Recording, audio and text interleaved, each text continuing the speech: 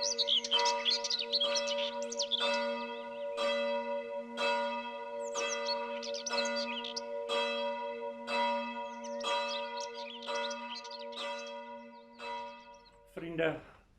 baie hartlik welkom by ons digitale erediens. Dis Sondag, die 17de Januarie en dis 'n pragtige oggend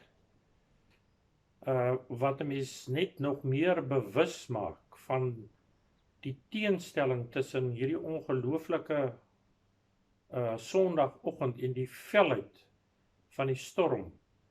Die COVID-19 storm wat besig is om rondom ons te woed. Daar's letterlik nou niemand meer, geen gesin meer, wat nie op een of ander manier geraak is deur hierdie pandemie nie. En in sulke tye word gelowiges opgeroep om te bid. In sulke tye word gelowiges opgeroep om oor gebed te dink, soos C.S. Lewis in daardie pragtige fliek wat oor sy lewe gemaak is, Shadowlands, as hy gevra word, hoekom hy aanhou bid vir sy vrou wat terminaal siek is aan kanker, as dit duidelik is dat sy nie gesond word nie. Dan antwoord hy en hy sê, I pray, not because it changes God, I pray because it changes me. Ons het nodig dat die Here ons verander in hierdie tyd. Daarom wil ek vir julle vra, soos verlede week, dat ons elke dag 12 uur tyd sal maak om te stop, tyd sal maak om in te tree in gebed vir hulle wat swaar kry, in te tree in gebed vir ons gesondheidswerkers en gesondheidsdienste, veral in te tree vir mense wat in hierdie tyd geliefdes verloor het en oorweldig is deur dit wat besig is om rondom hulle te gebeur. Kom ons steek 'n kers aan 12 uur elke dag. Daar kan ons iemand vra om die gemeente se kerkklok te lui, om ons bewus te maak dat ons nou in hierdie tyd stil word en intree, sodat God ons kan verander. Kom ons bid saam. Here, in die stilte wil ek U ontmoet. Hoor my angstigheid en my honger na vrede. Ontmoet my in my bekommernisse en oorweldig my nou met 'n diep vreugde. Here, skenk vandag minder woorde en meer wysheid. Daarom, Here, wees in my kop en hoe ek sin maak van die lewe. Wees in my oë en in my aanskouing. Wees in my mond en elke woord wat ek spreek. Wees in my hart en in my denke. Here, U is die begin en die einde, die Alfa en die Omega. Mag ek bewus wees dat elke tree van my lewensreis wat ek vandag gee, 'n tree is saam met U. Amen.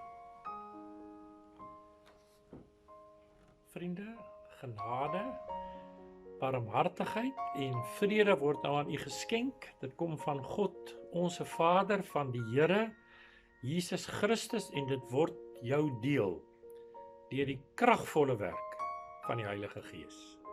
Amen.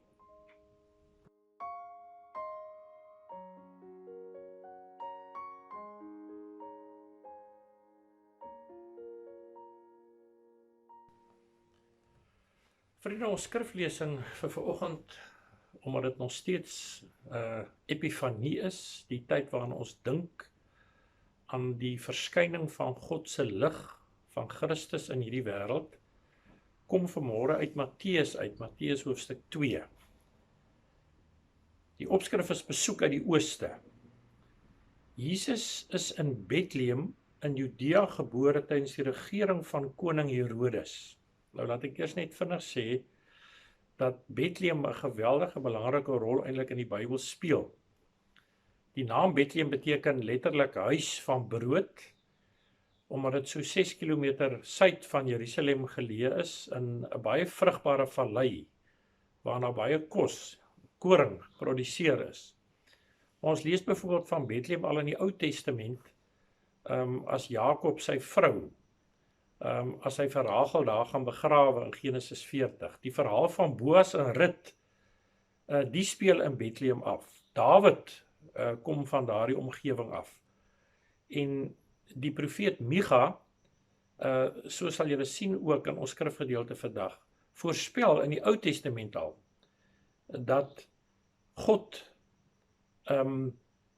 uit Bethlehem 'n Messias, 'n koning, sal stuur, wat vir Israel as 'n herder sal lei. Maar kom ons lees nou verder, van vers 2 af. Na Jesus se geboorte het daar sterrekykers uit die ooste in Jerusalem aangekom en gevra, waar is hy wat as die koning van die Jode gebore is? Ons het sy ster sien opkom en ons het gekom om aan hom hulde te bewys. Toe koning Herodes hiervan hoor het, hy en die hele Jerusalem saam met hom hewig ontsteld geword. Hy het toe die priesterhoofde en die skrifgeleerdes van die volk bymekaar gebring en hulle uitgevra oor waar die Christus gebore sou word. Hulle het hom geantwoord, in Bethlehem, in Judea, want so is dit deur die profeet geskrywe. En jy, Bethlehem, gebied van Juda, jy is beslis nie die kleinste onder die leiers van Juda nie. Uit jou sal 'n leier voortkom wat vir my volk Israel 'n herder sal wees. Hoor julle hierdie aanhaling wat uit die profeet Micha uitkom. Daarna het Herodes die sterrekykers in die geheim ontbied en noukeurig by hulle vasgestel wanneer die ster verskyn het. Hy het hulle na Bethlehem toe gestuur met die woorde, gaan doen noukeurig ondersoek na die kindjie en as julle hom kry, laat my weet sodat ek ook aan hom hulde kan bewys. Vers 9. Nadat hulle die koning aangehoor het, het hulle vertrek en kyk, die ster wat hulle sien opkom het hulle gelei, totdat dit gaan staan het bo die plek waar die kindjie was. Toe hulle die ster sien, was hulle baie bly. Hulle het in die huis ingegaan en die kindjie saam met Maria, sy moeder, gesien, en hulle het gekniel en aan hom hulde bewys. Daarna het hulle reissakke oopgemaak en vir hom geskenke uitgehaal, goud, wierook en mirre. En omdat God hulle in 'n droom gewaarsku het om nie na Herodes toe terug te gaan nie, het hulle met 'n ander pad na hulle land toe teruggegaan. Nadat hulle vertrek het, het daar 'n engel van die Here in 'n droom aan Josef verskyn en gesê, staan op, neem die kindjie en sy moeder en vlug na Egipte toe en bly daar, totdat ek jou sê om terug te kom. Want Herodes is nie van plan om die kindjie te soek. Want Herodes is van plan om die kindjie te soek en hom dood te maak. Josef het toe opgestaan in die nag, die kindjie en sy moeder geneem en na Egipte toe vertrek en daar gebly tot die dood van Herodes. So is vervul wat die Here deur 'n profeet gesê het, uit Egipte het ek my seun geroep. Haal hy hier aan ook uit Jeremia 31 uit. Ons lees net tot sover, dit is die Here se woord. Vriende, een van Matteus se heel geliefkoeste uitdrukkings in sy evangelie is die woorde sodat vervul kan word. So sal hy byvoorbeeld iets oor Jesus sê en onmiddellik dan byvoeg. So is vervul die woord wat die Here deur sy profeet geskrywe of deur sy profeet gesê het. En daarmee probeer Matteus dan telkens 'n teks uit die Ou Testament, meestal uit die profete of soms ook uit die psalms uit aanhaal en dan verduidelik hoe dat dit nou op Jesus en op sy lewe van toepassing is. Ons skrifgedeelte byvoorbeeld is deurdrenk van sulke Ou Testament tekste. Die hele Matteus is vol daarvan, maar as jy net hier hoofstuk 2 blaai, sal jy ontdek hoe die Ou Testament telkens herroep word, in herinnering gebring word, as Matteus oor Jesus praat. Nou Matteus, dink ek het 2 redes waarom hy lief is vir hierdie uitdrukking, sodat vervul kan word.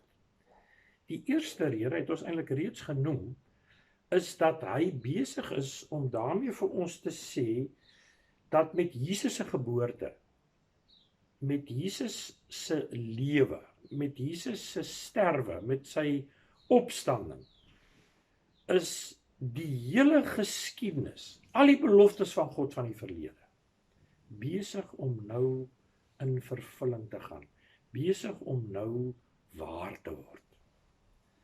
En mense sou ook kon sê dat die oomblik wanneer Christus kom, word die hele geskiedenis nou voltooi. Maar vriende, daar is 'n tweede, dink ek, en net so belangrike rede waarom Matteus lief is vir hierdie uitdrukking. Hy wil daarmee nie net sê as Christus kom, dan gaan die geskiedenis in vervulling en word die geskiedenis voltooi nie. Hy wil ook vir ons herinner dat wanneer Jesus kom, dan word mense se lewe voltooi.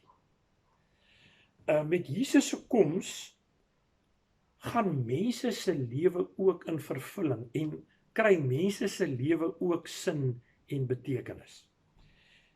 Daarom vertel Matteus vir ons 'n klomp verhale, en julle kan gerus moeite gaan doen om hulle weer deur te lees, waarin hy verduidelik hoe dat mense se lewe vervul word, voltooi word, sin en betekenis kry, die oomblik as hulle lewenspad die van die Messias kruis.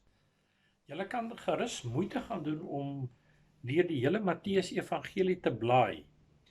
Maar dink byvoorbeeld net aan die verhale van hoe Johannes die Doper se lewe verander is. Dink aan die verhale van die genesing van die verlamde man, die genesing van die 2 blindes, die besetene van Gadara, die genesing van die melaatses, die offisier se slaaf, Petrus se skoonma.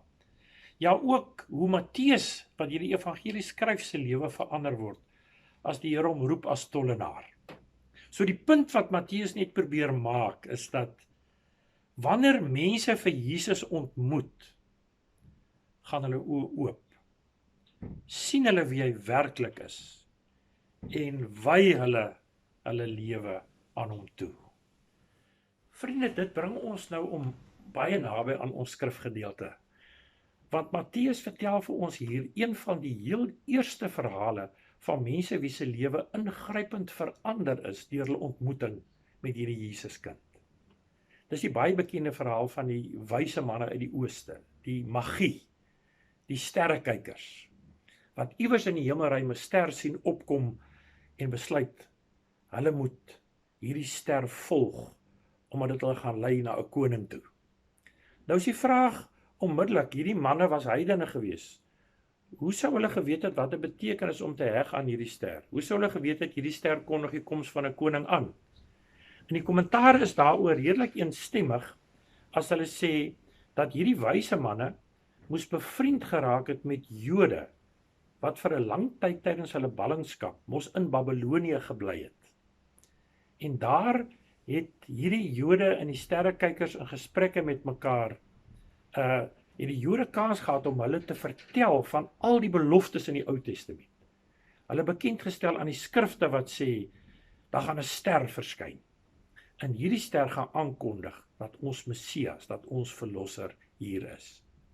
Soos dat die Jode hulle definitief vertel het, van Numeri 24 vers 17, julle kan dit gerus gaan lees, waar Moses al in die Pentateeg die volgende woorde sê, ek sien hom, maar nog nie nou nie. Ek neem hom waar, maar hy is nie naby nie. 'n Ster uit Jakob sal na vore tree. 'n Heerserstaf uit Israel sal verskyn. So vriende, as hierdie sterrekykers nou die ster sien opkom, dan weet hulle, die Jode het ons geleer, daar is nou 'n koning gebore. Die Messias is nou hier. Ons moet hierdie ster volg, omdat hy ons gaan lei na die plek waar hierdie kind gebore word. En daarom vertel ons skrifgedeelte in vers 9 pragtig, hoe hulle die ster volg, letterlik, totdat dit tot stilstand kom bokant die plek waar die kindjie is. Vers 10 in die Nuwe Afrikaanse vertaling, die 2020 vertaling, sê dit vir my so pragtig. Hulle het onbeskryflike groot vreugde ervaar toe die ster in Bethlehem stop. En hulle hele reis word eintlik saamgevat in vers 11b as daar staan, toe hulle die huis binne gaan en hulle die kindjie by Maria sien, het hulle neergekniel en aan hom eer bewys. Ek wil julle moet raak sien, toe hulle hom sien, toe hulle hom sien, hierdie kindjie by Maria. Vriende, hulle sien soveel meer as wat hulle ooit kon gedroom het. Hulle het gedink hulle kom om te sien hoe lyk die nuwe koning wat gebore is. En dan sien hulle die koning van alle konings. Dan sien hulle die Messias. Dan sien hulle die gesalfde, die Christus. As hulle die kindjie sien, verander hulle hele lewe. Daarom sê Matteus in hoofstuk 2 vers 11b, dat hulle onmiddellik die kosbaarste van al die geskenke wat hulle gehad het, goud, wierook en mirre, uithaal uit hulle reissakke, om hierdie kind daarmee te eer, die seun van God daarmee te eer. Nou dis 'n preek heeltemal op sy eie, maar al drie hierdie geskenke was eintlik geskik net vir 'n koning. Goud is vanselfsprekend, dit was die kosbaarste metaal van destyds, jy gee dit vir 'n koning. Wierook, dit het jy gebruik as jy na die tempel toe gaan.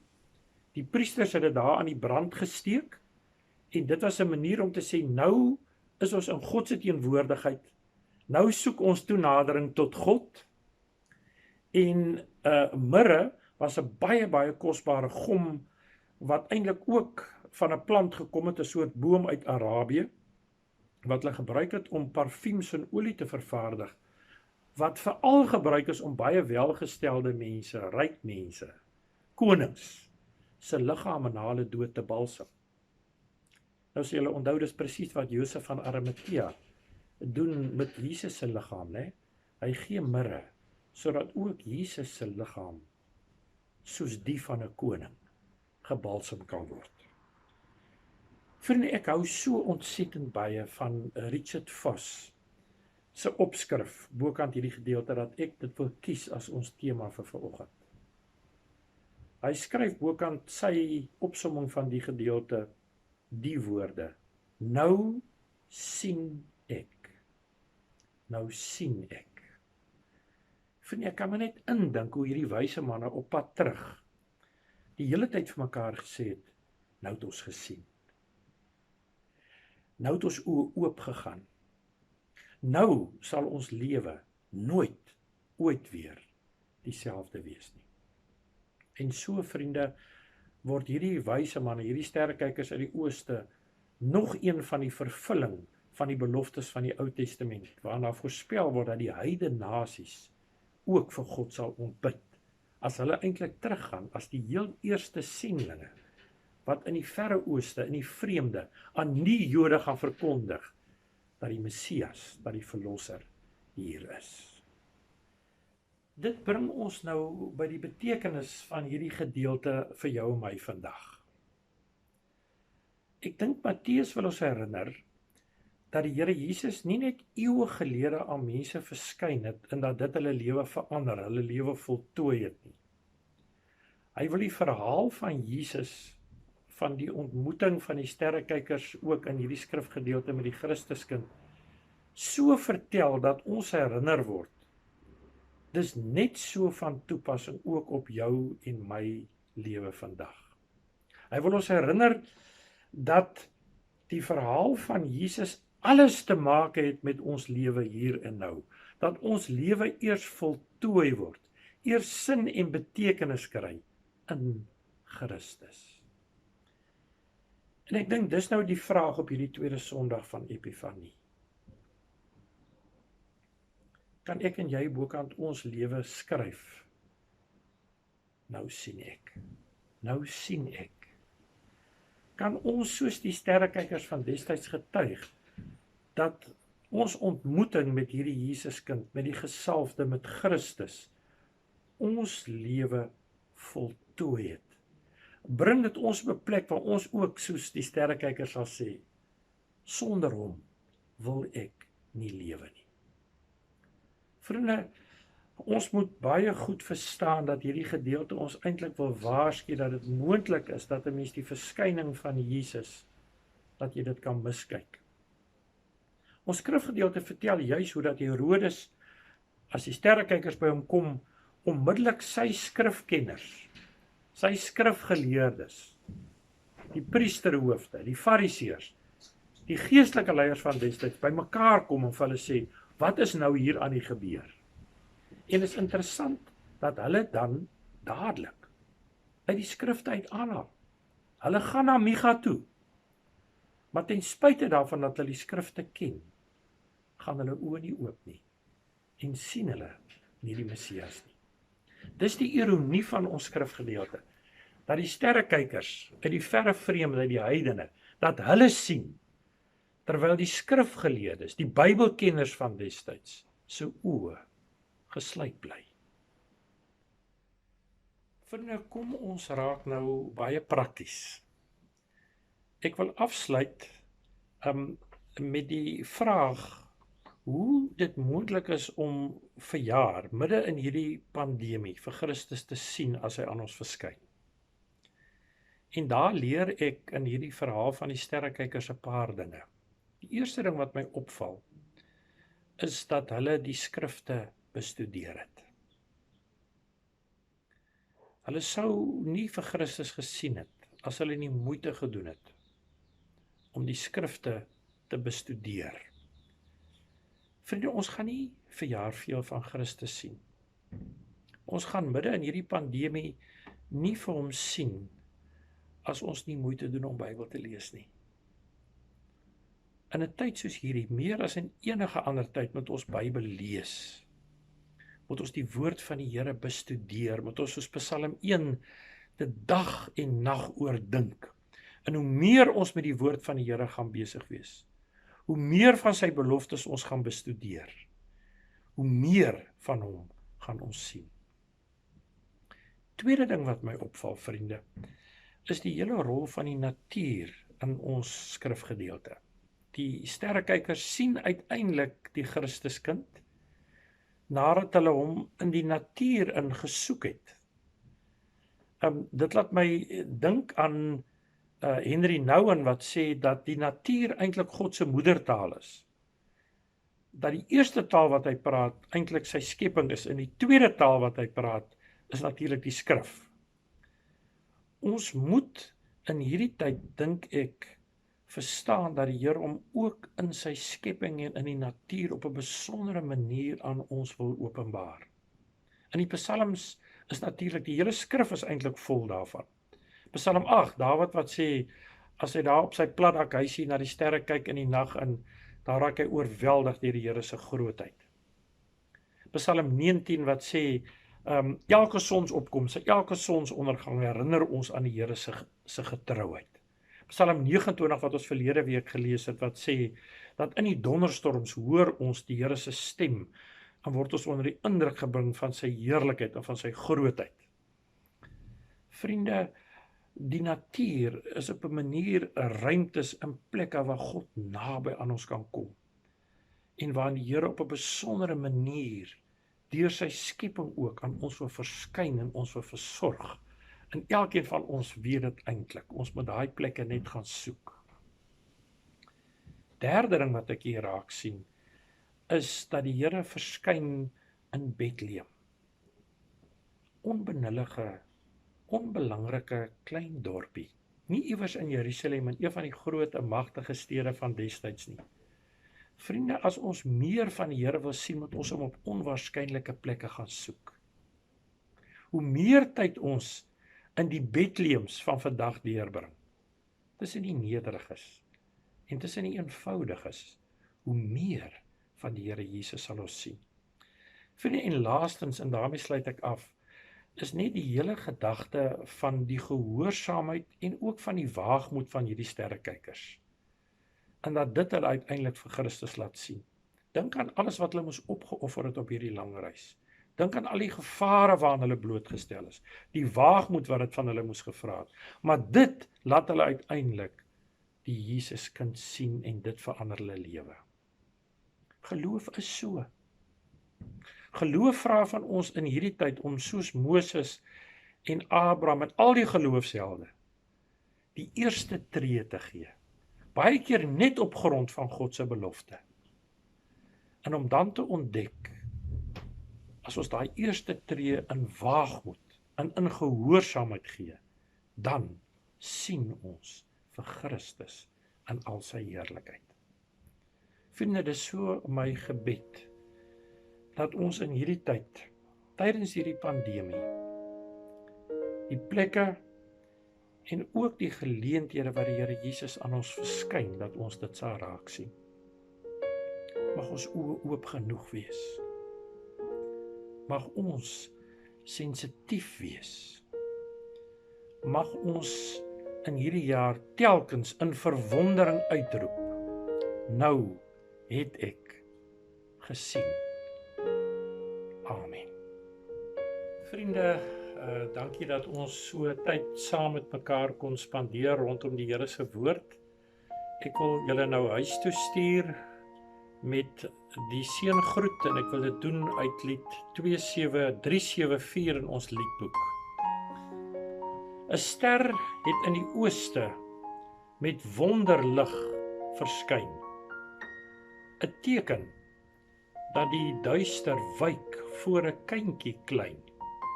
'n Kind is vir ons gebore, die Bybel leer ons so.